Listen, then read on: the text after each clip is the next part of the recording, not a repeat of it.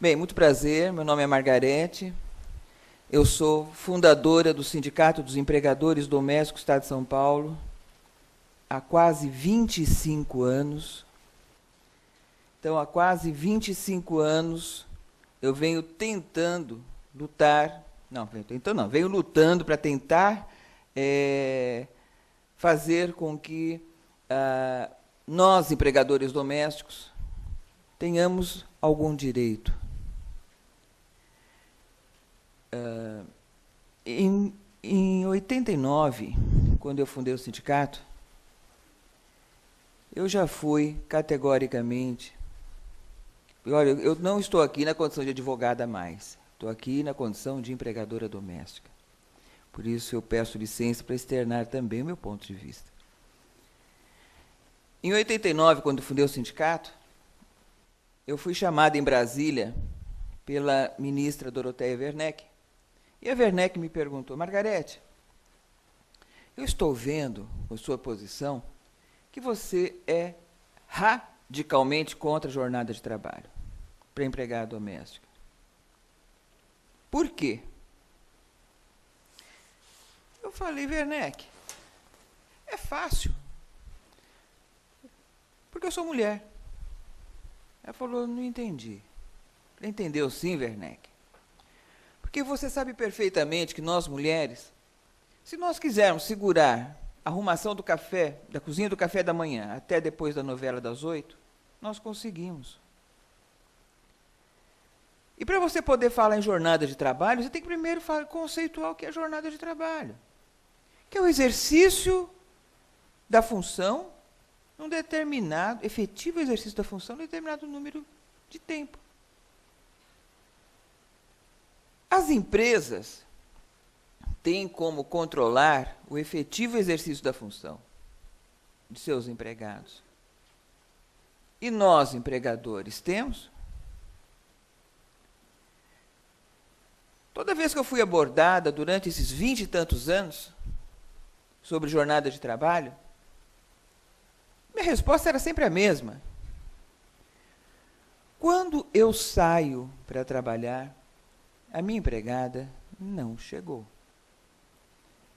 Quando eu volto para minha casa, a empregada já foi.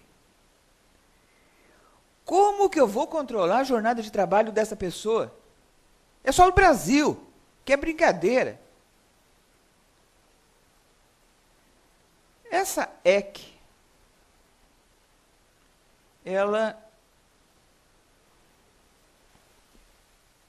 impôs a jornada de trabalho com um agravante. Nós somos obrigados, eu estou falando não só EC, agora também com o senador, eles estão exigindo que nós façamos o tal caderno de ponto. Antes do senador começar a querer regulamentar essa EC, havia ainda uma possibilidade para nós, da seguinte forma: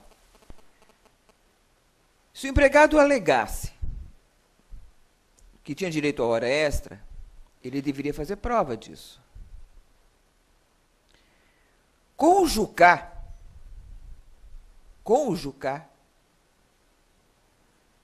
ele está transferindo a prova para o empregador doméstico. Por quê? Ele está exigindo o caderno de ponto ou outro meio, ou seja, o relógio de ponto, aquela palhaçada toda, para controle da jornada de trabalho. Desculpa, eu falo que é palhaçada, é o meu modo de falar, mas é pior que isso. Porque, na verdade, vamos supor, você vai contratar, você vai comprar aquele relógio de ponto digital que o empregado chega e já bota o dedão, não sei o quê, que nem estão querendo fazer por aí agora.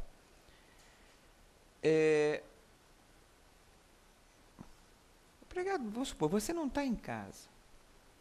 O empregado chega, vai lá, puf, bota o dedão, ou já assina o caderno.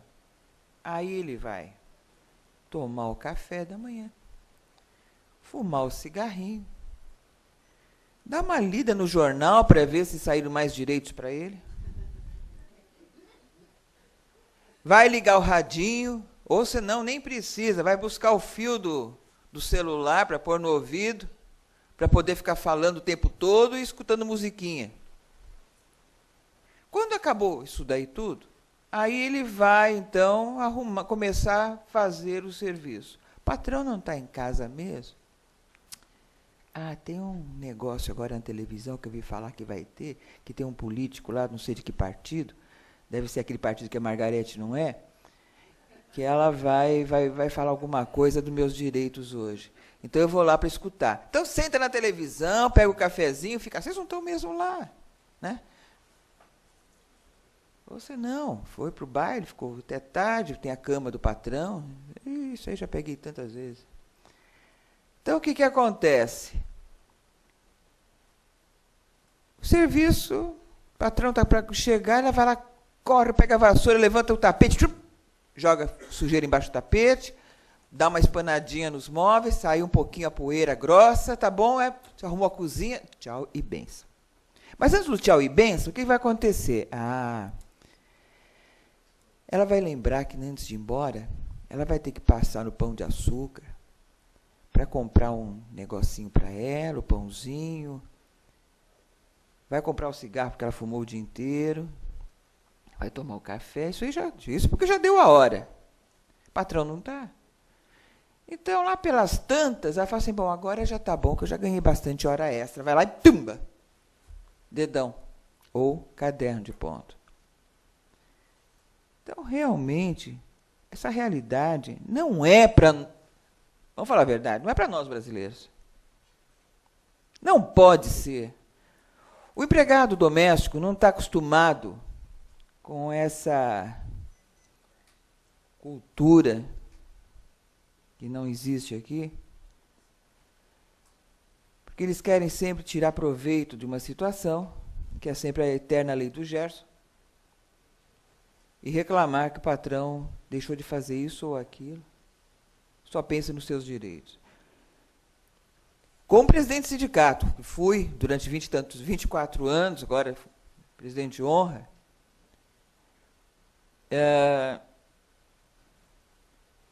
gente, isso daí é uma palhaçada.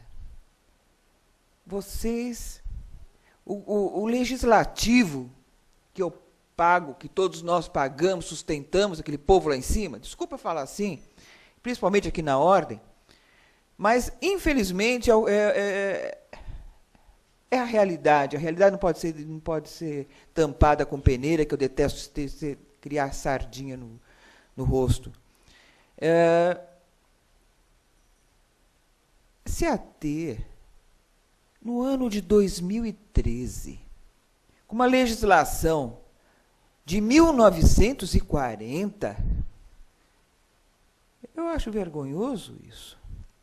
O nosso legislativo, ele fica preocupado em criar direitos.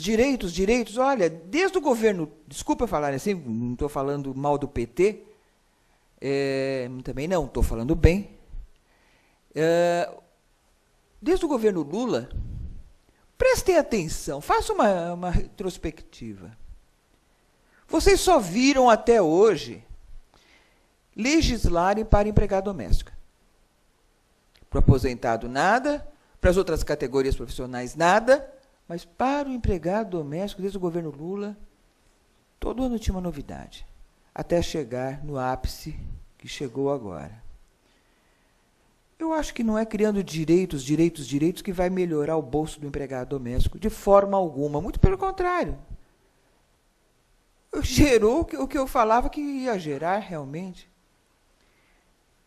O nosso legislativo, em vez de ficar preocupado em criar direitos, deveria se ater em elaborar mecanismos geradores de emprego. Parar com essa palhaçada de Bolsa Família, porque nós, empregadores domésticos, nós temos um outro problema conosco. Muitas empregadas domésticas falam, eu não posso ser registrado porque eu ganho Bolsa Família, foi difícil conseguir, agora eu não quero perder. Pessoal, isso é nosso Brasil. Eu dou Em todos os locais que eu vou, eu dou um exemplo. Eu sou inscrita na OAP de Lisboa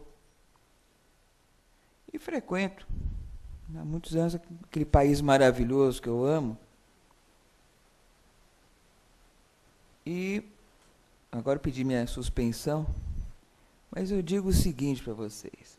Lá eu tenho uma faxineira que vai uma vez por semana na minha casa, no apartamento que eu alugo, fazer a limpeza quando eu estou lá. 8 horas da manhã, ela chega, eu estou tomando café, eu falo, Maria Dora, vem tomar um cafezinho comigo. Ela fala, obrigada, aqui é meu local de serviço. Igualzinho nossas faxineiras aqui no Brasil. Era Páscoa e uma amiga minha nos ofereceu um almoço para todos os nossos os amigos, os familiares dela. A empregada dela chegou para ela e falou assim, Dona Odete, eu gostaria de fazer uma boa figura e gostaria muito de poder contratar uma empregada. Posso? A empregada perguntando para ela. A Odete chegou para ela e falou, pode. Não teve dúvida. A empregada contratou uma outra empregada para auxiliá-la, fez realmente uma excelente figura, serviu tudo maravilhosamente bem e pagou a outra empregada. A empregada pagou a outra empregada, porque ela é que precisava de ajuda, não era a Odete. Igualzinho as nossas. Eu moro com a minha mãe e a minha cachorrinha. Então são 2 pessoas e 1/3, porque ela é pequenininha. O apartamento que eu vim morar agora tem 2 dormitórios. A empregada chegou para mim outro dia e falou assim, doutora,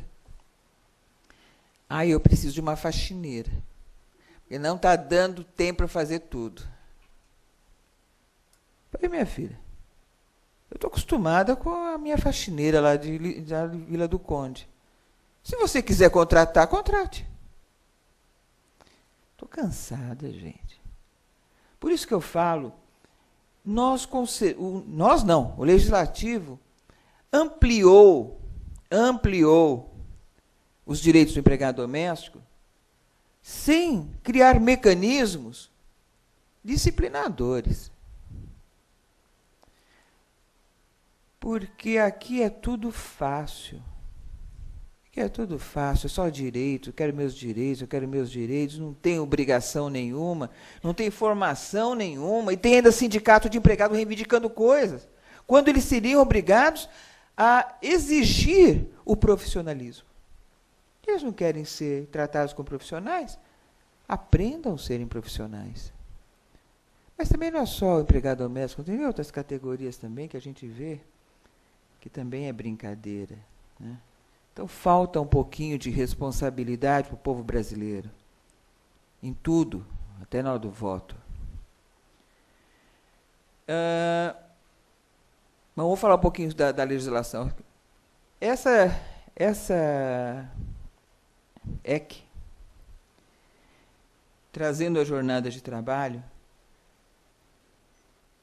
ela trouxe consigo, então, a hora extra, o adicional noturno, que é vergonhosamente dito pelo Legislativo que vamos ainda normatizar.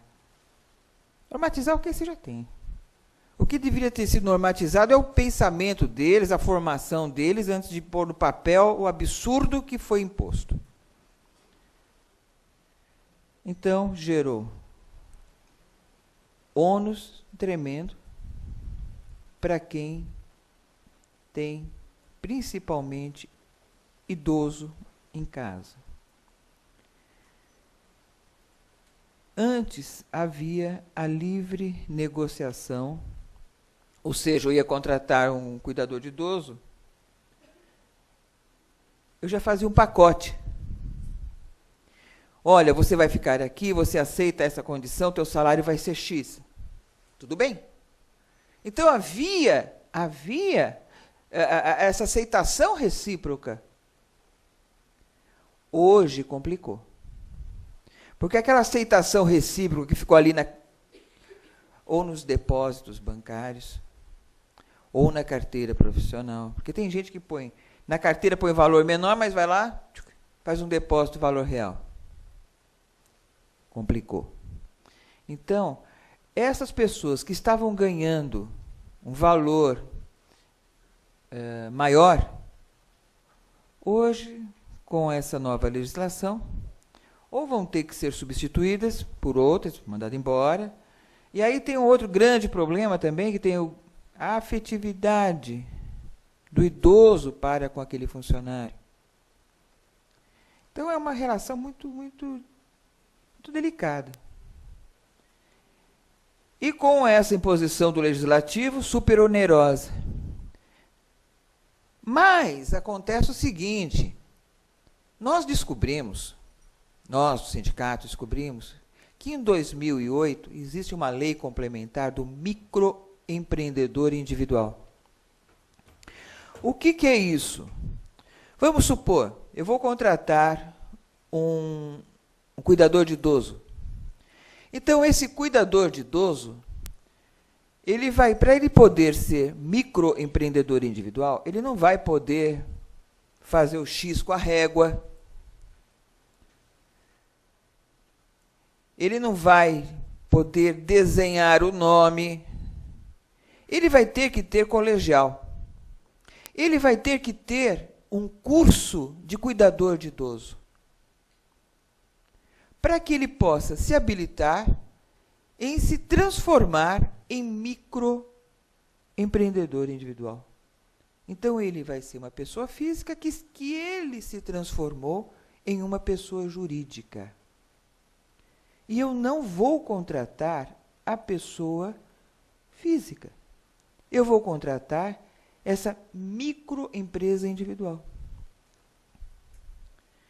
Então, eu estive outro dia na Associação dos Advogados Trabalhistas e tinha um juiz que gosta bastante dessa turminha,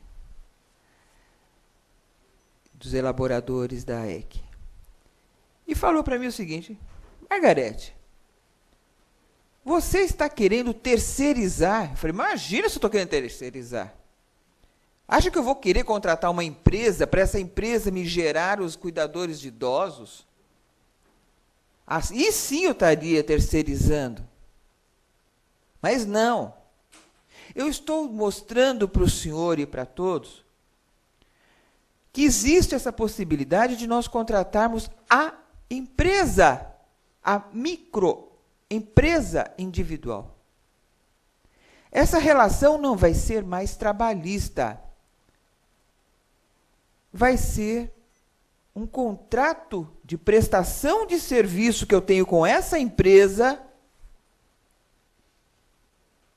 que vai ser discutida na área civil e não mais na área trabalhista. Então, o que vai acontecer? Vai acontecer o que o nosso legislativo deveria ter feito e não fez, que são esses contratos de prestação de serviço. Só que agora, o nosso legislativo, de certa forma, nos tolheu, não para que nós pudéssemos contratar a pessoa física num contrato entre as partes, como é feito na Europa, mas sim com a pessoa jurídica. Que eu digo o seguinte, a opção da Margarete, porque tem a da EC e da Margarete. A da Margarete, vocês vão contratar pessoas que realmente têm um curso, pelo menos, de cuidador de idoso. A EC não precisa. Com a lei complementar sugerida pela Margarete, vocês vão estar livres de toda a legislação imposta pela EC. O custo operacional, não sei se eu falei para você ou para eles, que é de R$ 34,90 para para o microempreendedor individual, significa que vai ficar mais barato para ele, porque vamos supor, se ele ganha R$2.000, ele vai gastar, ele vai ter que se onerar em 9% sobre R$2.000, que são R$180 só de INSS. Como microempreendedor individual, ele pagando o INSS e pagando o ISS, ele vai ter que pagar R$ 34,90. Se ele não ultrapassar R$5.000 por mês, porque ele vai trabalhar na sua casa, pode trabalhar em uma outra casa, ele vai ter mais condições de emprego também. É só ele obedecer os contratos que ele firmou. O que vai acontecer? Ele não chegando, ultrapassando os R$5.000, não tem outro custo nenhum, nem com Receita Federal. Deem uma olhadinha no site microempreendedor individual, portal do microempreendedor.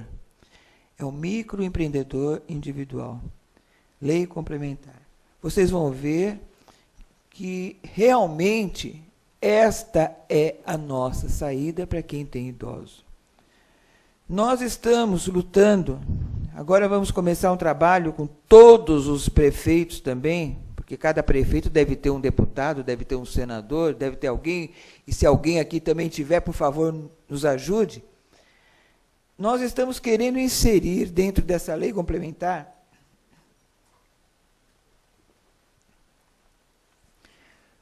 o cuidador de criança.